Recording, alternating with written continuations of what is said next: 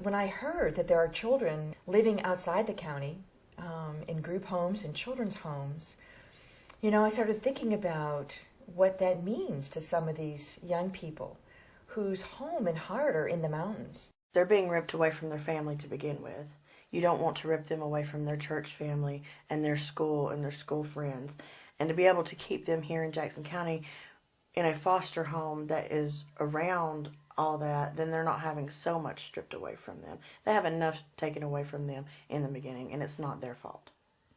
I think it's a lot easier on kids if they get to stay in their counties with their friends and not have to leave.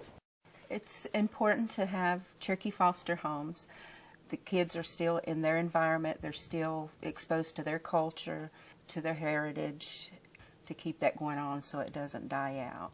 I think it's a shame that they have to be moved out of the county because there's not people that are willing to step forward and open their hearts and their homes and give these kids a place to be.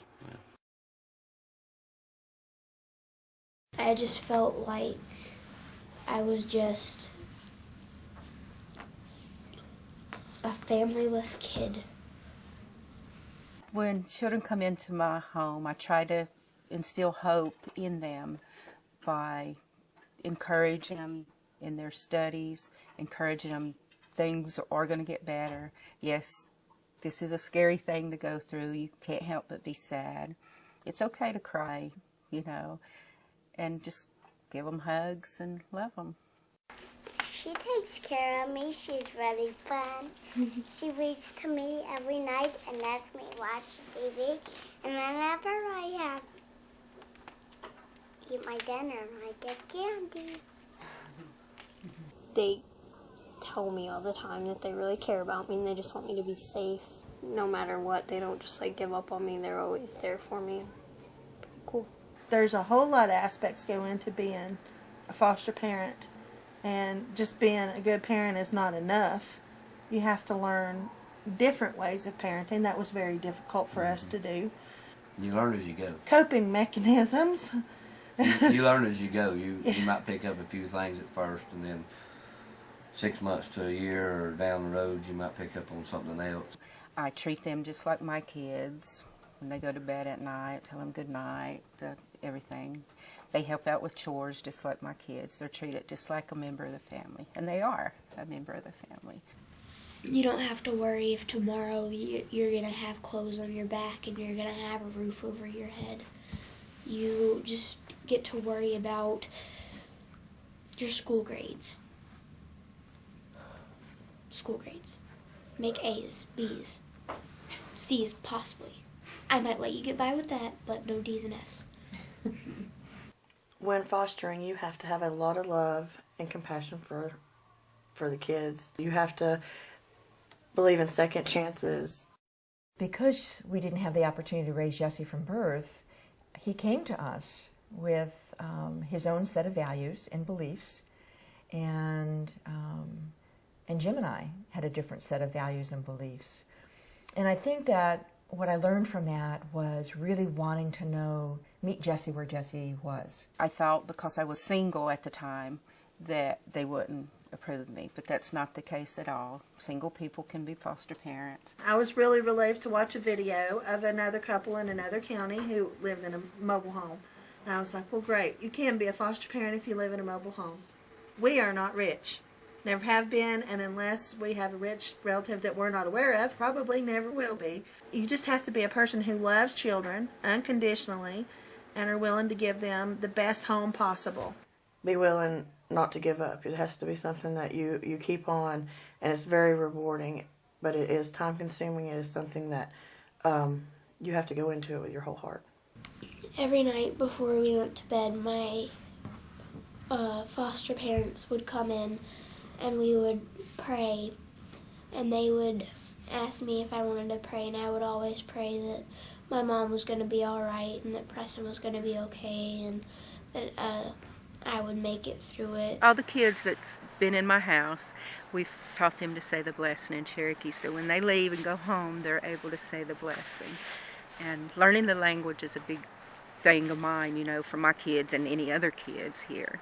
The best thing, the advice that I can give is just go with your gut feeling, go with your heart. Do it because you love to do it, not because you think you have to do it. It's not about having money, a big house, or it's about giving these kids love and care, and that's what makes the difference. And just kind of like ease them into it. Don't be, well, you're here now, this is what's expected, you're going to do it and you're going to like it. Kind of let them get used to it a little bit. They should let them just be kids, because I didn't really get to be a kid. One of Jesse's concerns was that he didn't think he was going to live to be 22 years old. And so he wanted to live, and he wanted to live a different life. And a lot of the youth in foster care, that's what they want. They want a chance. I think it's harder probably for kids that are older because, you know, they're more aware of what's going on.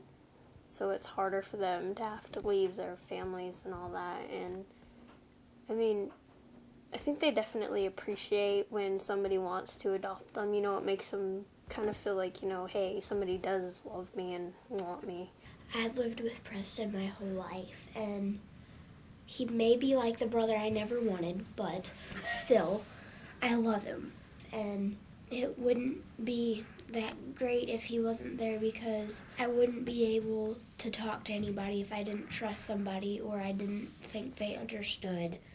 Some notions people have about foster children are that they are bad, and they're not good kids, they're problems. And with my experience, that hasn't been the case at all. I've taken children in my home for 17 years, and they've all been great kids. And you just have to learn to accept them and teach them, you know, that they're okay with who they are. And but me personally, I prefer teenagers. I was very skeptical of having a teenager in my home. I am a infant toddler type person, and we got the opportunity to have a teenager come in our home, and then we had an opportunity to have a few more. And it is very challenging, but something I've learned is I'm not here to change the way that they live. I'm not here to judge them in any way. I'm here to support them, let them know that somebody loves them, and tell them how I would do certain situations and how I would, you know, go about starting a life on my own.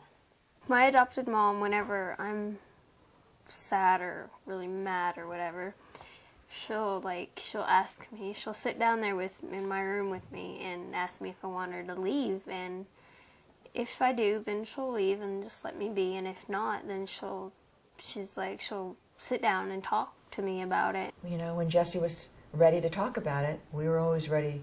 You know, we'd meet him. We'd meet him where he was, and we'd talk about it. And we'd create a plan, and we'd actually understand where he went and why he went there. When I was in foster care, it really, you can edit this, but it really sucked. And I didn't like it there very much. I mean, I liked the people that were working there, and I know that they cared for me, but it really just didn't like it all that much, and I would have much rather been with a family. We were determined that whatever Jesse did, we were not going to say, no, you have to leave, because Jesse had already left enough families and enough environments that we wanted this to be Jesse's last. There's a lot of support when it comes to social services. They're there to help you. There's a lot of us, and we're like a whole big family, and they all support each other.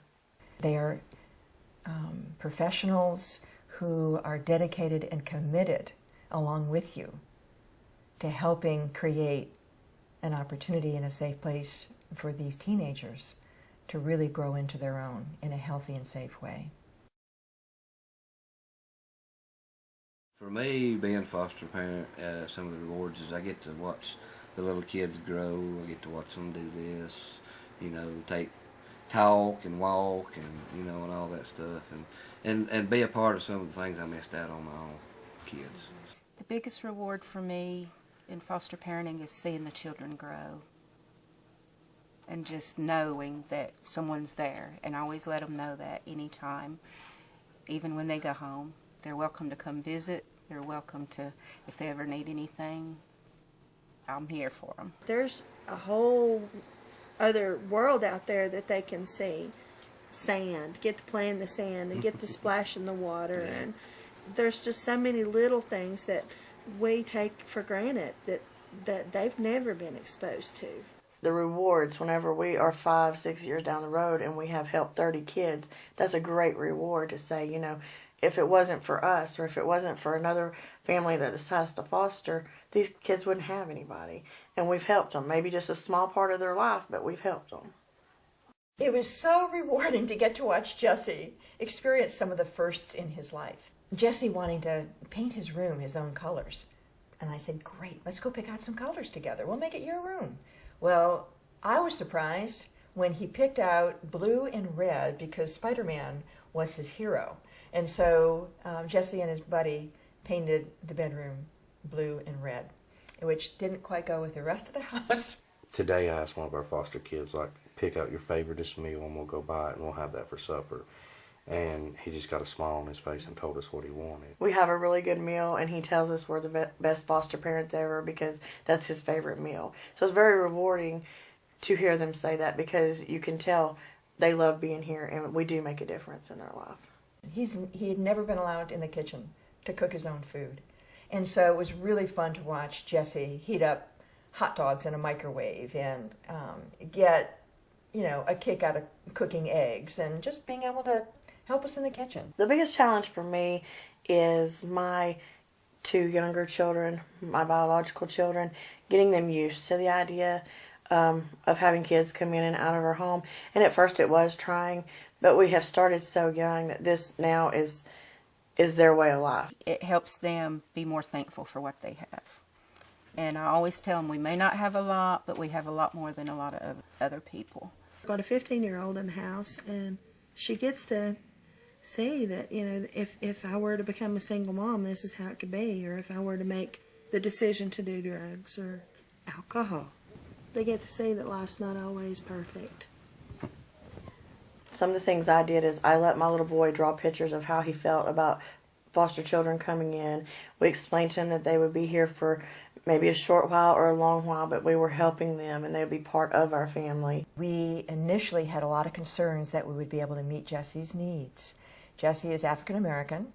He was 12 years old and used to living in a family with a lot of other children.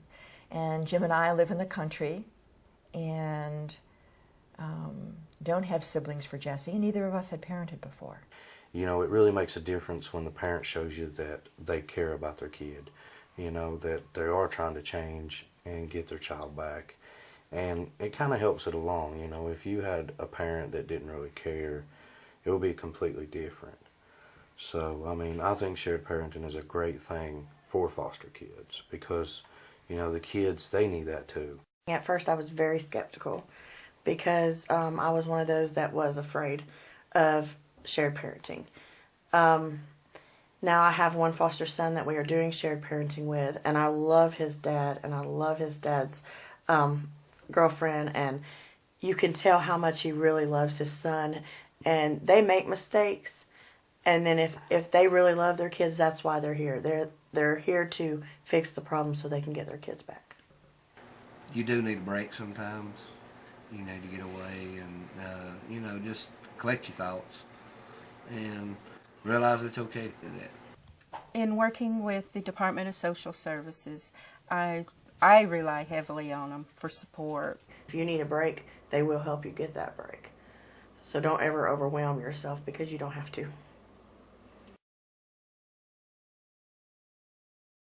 If you weren't be able to help your kid, would you not want somebody to help your kid? I would. If I wasn't able to help my kid, I would pray that somebody would be willing to step in and help my child because I wasn't able to. Foster kids are not a project. It's meeting life's needs of belonging, of being loved, of knowing that you can trust the people you're living with and know that they're there for you regardless of what happens.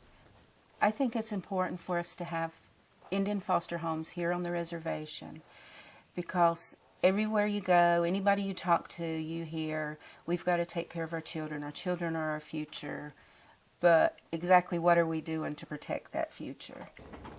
If you're thinking about becoming a foster parent, the first thing you would want to do would be to call DSS and register yourself for what is called the MAP class. For me, the MAP class was wonderful.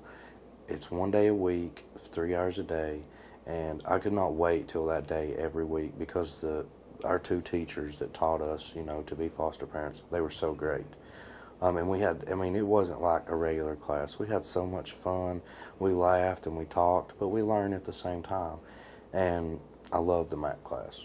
I can't wait for 5 more years so I can take it again. If being a foster parent is something that you think you want to do, it's worth looking into it and taking that first step.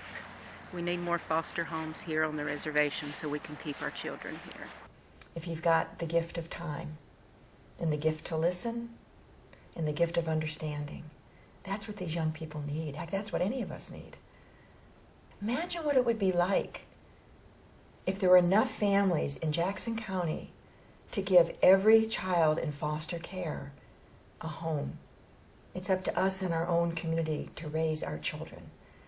And when it's not safe for them to live down the street or across town because of a certain situation, then it's up to us to take them in for a period of time until that family can create change in their lives so that these children can go back home.